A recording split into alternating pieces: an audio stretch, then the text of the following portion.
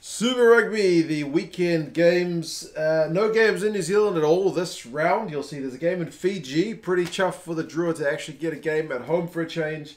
And then Sydney, Melbourne and Canberra for the other three. Plus the last one, I should say, is on the Sunday rather than the Saturday. But anyway, we'll go through the lineups, some stats and predictions. And you guys can let me know your thoughts on how the games may or may not go this weekend. The first one is the teams with the bad records of 1 and 8.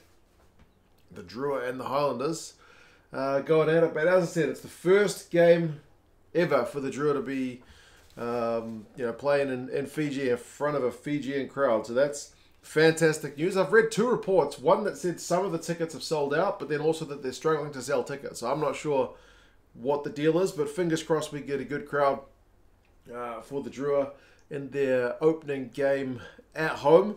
They've made a bunch of changes as well to their starting lineup, which is, I think, largely pretty positive. Titi Tella's back at number 9. Lomani gets a start at 10, so that's that familiar combo. Habosi is in on that left wing, and he's a proper handful. Vorta's in the midfield. Speaking of guys who are handfuls, like beats defenders like crazy.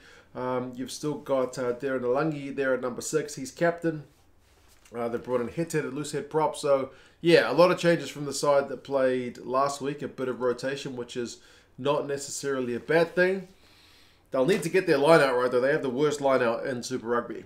And the Highlanders have the best line out. So, yeah, if you're going to set up some set-piece strike plays, maybe securing your line out ball is going to be, I would say, an important one. For the Landers, they've also made a few changes. Aaron Smith's back at 9. Mitch Hunt shifts from fullback back into the more familiar 10 jersey. Connor Garden-Bishop takes that 15 spot. Sam Gilbert's up from the bench on the right wing.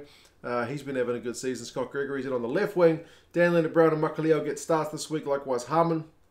So, yeah, Michael Tu'u, if I haven't mentioned him, is in at number 8. So, yeah, a much changed lineup for them as well. So, both sides very different from what we saw last week, but both sides, I think, on paper, look pretty good. The Highlanders, speaking of one that's not that great, they get the lowest amount of run meters per game of all the Kiwi teams. Lower than the Drua, for sure. The Drua are like 3rd of all the teams. Remember, they don't like to kick the ball that much. They like to run it. But, yeah, it's an interesting one. We need to see the Highlanders' attack be a little bit sharper, and we need to see the Drua line out work a bit better. So we'll see which one, if either, comes to pass.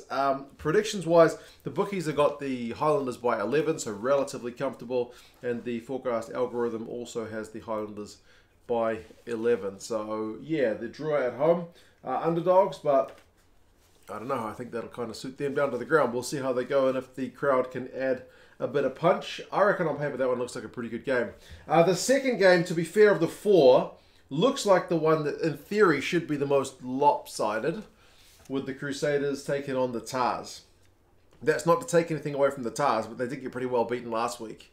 They looked okay on attack, but they shipped way too many points, whereas the Crusaders were really a bit off the boil in the first half and then turned the screws in the second half. So if the Crusaders can put in an 80-minute performance, I think they're going to be hard for the Tars to stop, but yeah, we'll see how we go. This one's at Leichhardt Oval, so it's a home game for the Tars. They've made kind of more minimal changes compared to the teams in that first game.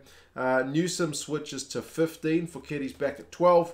Peach is up from the bench to the left wing.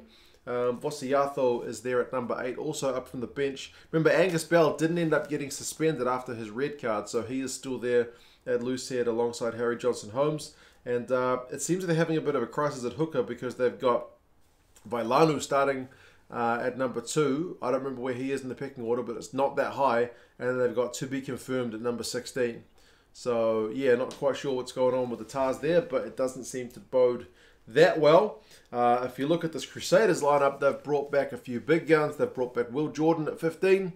If there's a more dangerous fullback out there than him, they'll be a pretty bloody good player, because Will Jordan's, he just cuts teams to bits, man. David Havili's back at 12. Goodhue switches to 13. Good to see him get 2 games in 2 weeks after a long injury layoff. Bryn Hall and Fergus Burke 9-10. So maybe one little bit of good news is there's no Moana this week if you're a Waratahs fan. But yeah, otherwise the lineup's pretty stable. Tom Christie's getting a start, but Matera's still there. Whitelock is still there. Fainganuku's still there. So pretty kind of stable stuff. Interestingly, both of these sides like a wee mall. So it'll be interesting which kind of forward pack is able to get on top. I think there's probably more international caps in the in the Crusaders lineup, but then Michael Hooper's got a ton in that one-man effort at number 7. But yeah, we will see how things go. Predictions-wise, the Crusaders by 21 with the bookies, and the Tars are going down by 13 with the algorithm. So like I said, this one is predicted to be, I think, the most lopsided of the 3 games, but you never know. It doesn't always work out the way the bookies predict, certainly. The next one, I honestly reckon this one looks like a really tasty fixture between the Rebels and Moana Pasifika. Moana Pacifica's had a pretty frustrating time, man. They finally caught up with all the other teams having played so many games in a short time, and then they missed out on last week's game against the Force, with the Force having COVID cases. So yeah, that's kind of frustrating. It means that in all likelihood, Moana Pacifica is going to have to catch up on another game. Both sides have lost 7, but the Rebels have managed to win 2 of their games now. I think it was over the Force and the Drua, right? So yeah, Moana Pacifica with that 1 win over the Canes. Yeah, the Rebels have kept things relatively stable as well. They've shifted things in the midfield. Nu'u's back at 12. Ili shifts out a spot to 13. And then Callaway shifts out from the mid to the outside backs at 14, which is probably a bit of good news if you're a Rebels fan. Hodgie's still at 15. Hardwick's up into the 7 jersey, which shifts Wilkin across the 6 and Leota into the 2nd row. But otherwise, it's still a pretty stable lineup. There is great news, though. If you love to see ball-carrying props, I think this is the game to watch, because you have Cabus. There's a right way to say it. I always say it wrong. Elof at 3, and Pone Fa'amusili is finally back on the bench. So 2 big ball-carrying props in this Rebels lineup. They will certainly, both of them, be just trucking it up for fun. So that could be fun to watch. Moana Pacifica, they didn't play last week, so it's kind of hard to know what changes they've made, but I mean, Liliafano is still there at 10. That's a bit of experience. He'll be pretty familiar with playing over in Melbourne. Stowers has been probably their standout player of the season, just in terms of the amount of work he gets through. He gets through 1 million tackles. He gets through a lot of carries, so he's been having a fantastic season. He's still there at number 8. Solomon Akata is only on the bench for this one, but you've still got Sekopi Kepu captaining the side at tight head prop. Ta'afu and Aumua are pretty large and in charge midfield, so we'll see how they go up against Nu'u and Ili, to be fair. And then Tawala is still there at 15. So yeah, I'm really keen to see how this one goes. I know Moana Pacifica are going into this one as underdogs, but man, you never know. They've had a tough time of it playing the Kiwi teams, and like I said, short turnaround. So I'm keen to see how they go against the Rebels, having had an extra week to prep, albeit not the ideal circumstances. Both sides concede a lot of clean breaks.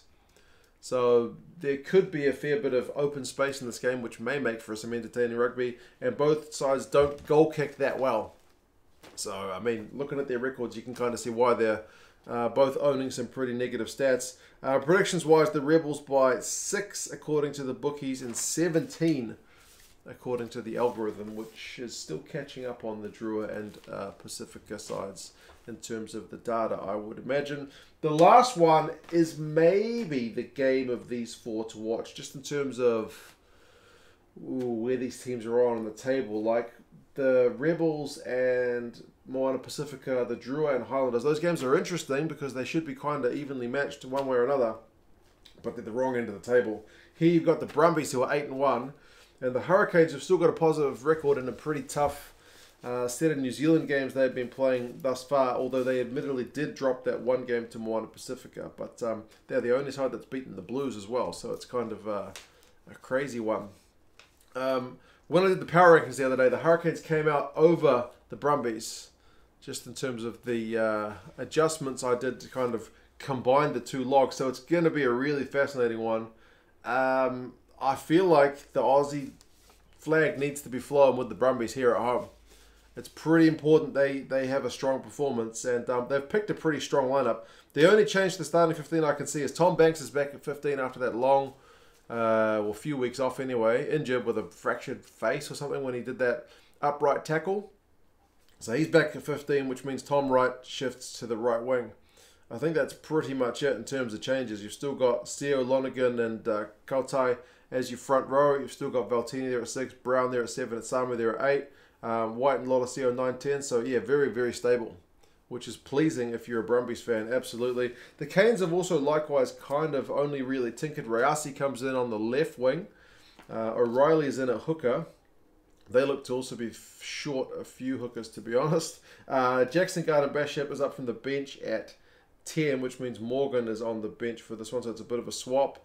And Sangster's in the second row, so Walker Leawete is also the lock cover. But I mean, both the Savia brothers are there, TJ Perenata's there, Geordie Barrett's there, Pete Umaga Jensen's there. So yeah, both sides looking pretty strong, but bit more pressure, I think, on the Brumbies in terms of you know, justifying their spot on the log, and maybe a bit of pressure on the Hurricanes not to be left too far behind. Although with the way you know, Super Rugby playoffs, most of the teams make the playoffs, so I don't think there's any doubt the Hurricanes are going to make the playoffs. It's just where they can finish. Stats-wise, the Canes have more clean breaks. They're a really attacking team, but they also have more clean breaks conceded, so a little bit too open at times. The Brumbies have a better line-out, but they also concede more penalties. So there's kind of like 50-50 going each way.